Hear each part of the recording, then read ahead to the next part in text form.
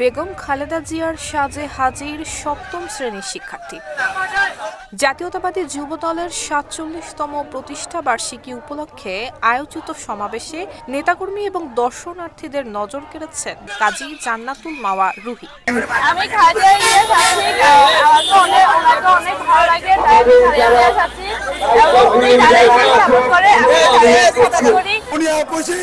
উনি গণতন্ত্রের জন্য লড়াই করে গেছেন এবং আগামীতে উনি গণতন্ত্র লড়াই করবেন।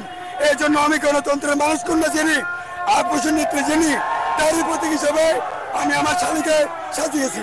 নোয়াখালীর জেলা শহর মাইজদীতে যুব দলের উদ্যোগে অনুষ্ঠিত হয় প্রতিষ্ঠা বার্ষিকীর এই সমাবেশ।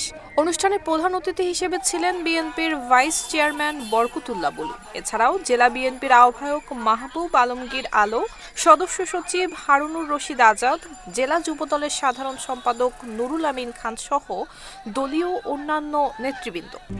RICL TMX, যুগের পর যুগ স্থাপনা থাকে মজবুত। সমাবেশে বক্তারা দেশের চলমান রাজনৈতিক পরিস্থিতি এবং গণতন্ত্র পুনরুদ্ধারে যুবদলের ঐতিহাসিক ভূমিকা তুলে ধরেছেন। নুসরাত জাহান মেহেক, ঢাকা পোস্ট।